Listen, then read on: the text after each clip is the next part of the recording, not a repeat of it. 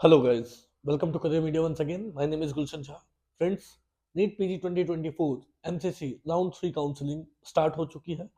कल ही एक schedule publish हुई है और ये न्यू स्केड्यूल है जिसमें राउंड 3 राउंड 4 काउंसलिंग के बारे में इंफॉर्मेशन दी गई है ना। अगर राउंड 3 काउंसलिंग के स्केड्यूल की बात माने तो इस एमसीसी के राउंड 3 काउंसलिंग को ऑलमोस्ट 26 जनवरी तक खत्म हो जानी है, इंक्लूडिंग रिपोर्टिंग।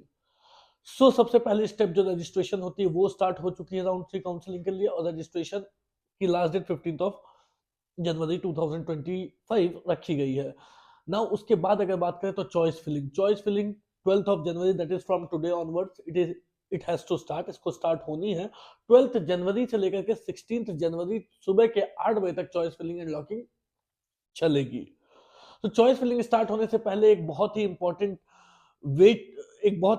इवेंट की वेट होती है, विच इज सीट मैट्रिक्स अभी तक एमसीसी की तरफ से पब्लिश नहीं की गई है। बिना सीट मैट्रिक्स के स्टूडेंट्स को ये बात पता नहीं लगेगी कि कौन से कॉलेजेस के कौन से ब्रांचेस में कितनी कितनी सीटें खाली है या किस किस कैटेगरीज में कहाँ कहाँ पे कितनी कितनी सीटें खाली है। तो ये एक सीट मैट्रिक्स है जिसका इंतजार स्टूडेंट्स को हो रहा है और हमें भी। बट सीट मैट्रिक्स को लेकर के इंफॉर्मेशन जो है वो सीट मैट्रिक्स जो है वो कभी भी आ सकती है। रीजन क्या है कि एमसीसी की तरफ से जो सीट मैट्रिक्स रेडी करनी है उसे लेकर के एक नोटिस पार्टिसिपेटिंग इंस्टीट्यूट्स को दे दी गई है, जिसमें पार्टिसिपेटिंग इंस्टीट्यूट्स को ये इन्फॉर्म की गई है कि आपके कॉलेजेस में जिस भी ब्रांचेस में सीट्स वेकेंट हैं उसे आप इंट्रा एमसीसी के पोर्टल पे अपडेट करो जिसे हम सीट मैट्रिक्स में डाल सके।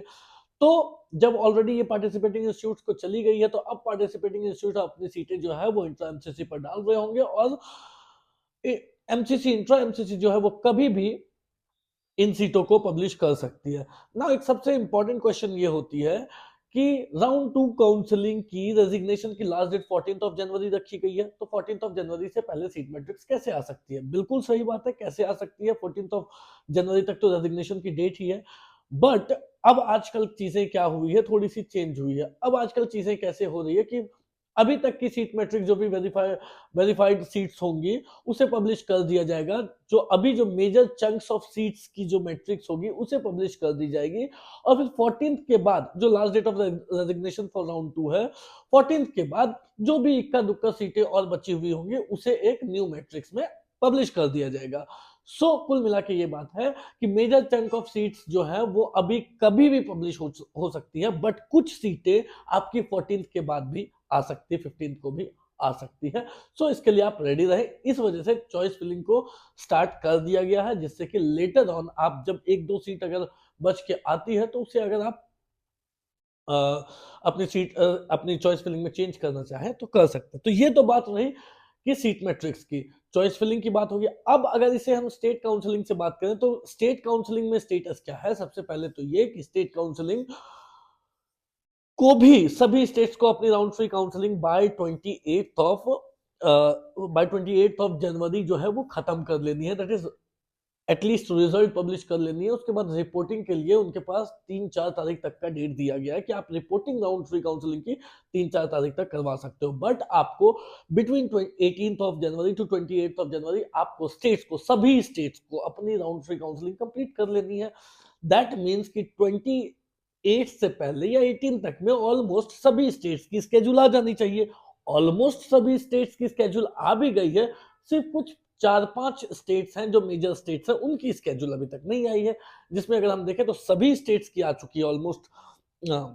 यूपी, बिहार, उत्तराखंड सारी स्टेट्स की आ चुकी है। जिसकी नहीं आई है वो है महाराष्ट्र, देन कर्नाटका, राजस्थान, तेलंगाना और एक एमपी राउंड 2, क्योंकि इनमें से कुछ कुछ स्टेट्स जो है वो डिले चल रही है थोड़ी सी, जैसे तेलंगाना थोड़ी डिले चल रही है, थोड़ी एमपी डिले चल रही है। इस वजह से इन स्टेट्स की जो है वो स्केड्यूल नहीं आई है। हालांकि एमपी की राउंड 2 काउंसलिंग की ही अभी जो है वो चीजें जो है वो चल रही है।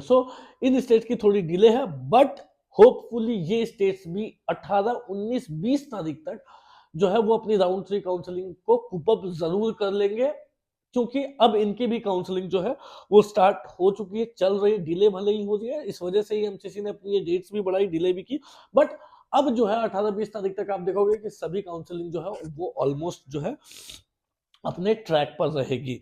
सो ये तो बात हो गई स्टेट्स की। अब बात कर लेते हैं कि जब राउंड 3 काउंसलिंग हमारी ऑल इंडिया काउंसलिंग की स्टार्ट हुई है तो कितनी पॉजिटिव शिफ्ट हम एक्सपेक्ट कर सकते हैं गवर्नमेंट सीट्स पर जनरल कैटेगरी के लिए ब्रांच वाइज। हम क्लिनिकल ब्रांचेस की बात कर रहे हैं। सो एक छोटा सा मोटा मोटी आइडिया मैं आपको दूंगा, ओवरऑल आइडिया दूंगा कि कितनी पॉजिटिव शिफ्ट हम एक्सपेक्ट कर सकते हैं राउंड 2 के कंपैरिजन में राउंड 3 में, मतलब राउंड 2 में जो कट ऑफ गई है उसमें से कितनी पॉजिटिव शिफ्ट हम कंपेयर कर सकते हैं राउंड 3 में, जिससे कि हमको एक थोड़ा सा आइडिया लगे कि हमारी कौन सी ब्रांच, क्लिनिकल ब्रांच किस रैंक तक जा सकती है जनरल कैटेगरी के लिए। रेडियो की बात करूं तो ऑलमोस्ट 702,000 की शिफ्ट हमको देखने को मिल सकती है राउंड 2 से राउंड 3 में। मतलब राउंड 2 में जो गई उसमें आप 702,000 का शिफ्ट अगर पॉजिटिव लेके चलोगे तो वो उतनी जा सकती है। एनेस्थीसिया 2,500 से 3,000, 2,500 टू 3,000 की पॉजिटिव शिफ्ट देखने को मिल सकती है। डर्मा 800 टू 1,000 की पॉजिटिव शिफ्ट आप लेकर के चल सकते हो। इमरजेंसी मेडिसिन 500 टू 800 की पॉजिटिव शिफ्ट लेकर के चल सकते हो। जनरल मेडिसिन 800 टू 1,000 की पॉजिटिव शिफ्ट लेकर के चल सकते हो। दैट इज जो भी गई है उसमें आपको ये नंबर को ऐड कर देना, उतनी एक्सपेक्टेड होगी आपकी राउंड 3 के लिए। जनरल सर्जरी 2,000 से 2,500 2,000 टू 2,500 की पॉजिटिव शिफ्ट लेकर के आप चल सकते हो।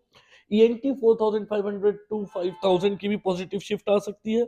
ओबीजीवाई 1,200 टू 1,500 की पॉजिटिव शिफ्ट आ सकती है। ऑप्टल 3,000 टू 3,500 की पॉजिटिव शिफ्ट आ सकती है, राउंड 2 से शिफ्ट ले सकती है। ऑर्थो राउंड 2 के कंपैरिजन में 1,500 टू 1,700 की शिफ्ट ले सकती है। पीडिया राउंड 2 के कंपैरिजन में 1,000 टू 1,500 की शिफ्ट ले सकती है। टीबी चेस्ट 1,200 टू 1,500 की शिफ्ट ले सकती है। साइकेट्री 3,000 टू 3,500 की shift from round 2 counselling onwards ये ले सकती है। ये तो बात हुई गवर्नमेंट की। इसी तरीके से डीएनबी की भी होती है और डीम्ड की भी होती है। तो डीएनबी और डीम्ड की हम किसी और वीडियो में बात करेंगे, नेक्स्ट वीडियो में बात करेंगे। फिलहाल अभी इतना ही। कोई भी डाउट हो, क्वेरी हो तो दिए गए नंबर पे आप कॉल कर सकते हैं। At the same time we have our counselling services available. You can call us and you can inquire if you want. That's all for today, guys. Thank you so much. Have a nice day.